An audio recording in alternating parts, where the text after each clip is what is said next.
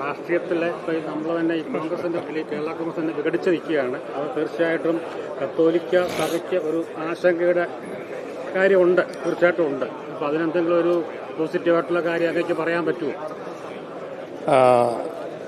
അല്ല, ഇപ്പം രാഷ്ട്രീയമായി ഓരോ സാഹചര്യങ്ങളിൽ ഓരോ നേതാക്കളെടുക്കുന്ന നിലപാടുകളാണല്ലോ.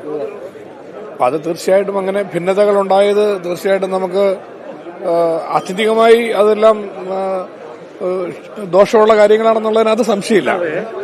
ദോഷമുള്ളത് കൊണ്ട് തന്നെ അങ്ങനെയൊന്നും ഉണ്ടാകരുതെന്ന് ഞങ്ങളൊക്കെ ആഗ്രഹിക്കുകയും പറയുകയൊക്കെ ചെയ്തെങ്കിലും നിർഭാഗ്യവശാൽ അതൊക്കെ സംഭവിച്ചു പോയി.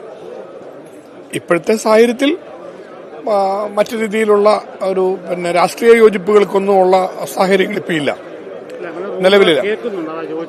അല്ല, നിലവിൽ അത്തരം ചർച്ചകളോ കാര്യങ്ങളോ ഒന്നും നടന്നിട്ടില്ല. അതൊക്കെ നടക്കുവാണെങ്കിൽ നല്ലതാണ്. ഞങ്ങളാരും നടക്കുന്നതിനൊന്നും എതിരല്ല.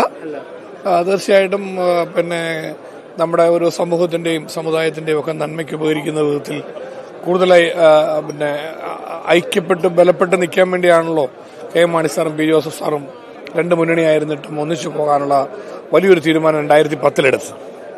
അതിന്റെ ഗുണം ഉണ്ടാവുകയും ചെയ്തു. കേരളത്തിലെ UDF ഗവൺമെന്റ് അധികാരത്തിൽ വന്നു. ഭരണരംഗത്ത് വളരെ വലിയ സ്വാധീനം ചെലുത്താൻ കഴിയുന്ന വിധത്തിലേക്ക് നമുക്ക് വരാൻ കഴിഞ്ഞു. പക്ഷെ അതിനുശേഷം വന്ന ചില ഭിന്നതകൾ നമുക്കത് തീർച്ചയായിട്ടും ഒഴിവാക്കപ്പെടേണ്ടതായിരുന്നു. പക്ഷെ അതെല്ലാം സംഭവിച്ചു പോയി. ഇനി അത് മാറ്റം വരുത്താനൊരു സന്ദർഭം ഉണ്ടായാൽ അല്ല, നമുക്കിപ്പോൾ അതൊന്നും പറയാൻ പറ്റില്ല. കാരണം അതൊന്നും ആരുടെയും കയ്യിൽ നിൽക്കുന്ന കാര്യങ്ങളല്ല. അതുകൊണ്ട് അങ്ങനെ ഒരു സന്ദർഭം സാഹചര്യങ്ങളോ ഒക്കെ ഡെവലപ്പ് ചെയ്യുവാണെങ്കിൽ, അങ്ങനെയുള്ള നല്ല നിർദ്ദേശങ്ങൾ മുന്നോട്ട് വന്നാൽ ഞങ്ങൾ അതിനോടൊക്കെ തീർച്ചയായിട്ടും ഞങ്ങളെല്ലാം സഹകരിക്കും.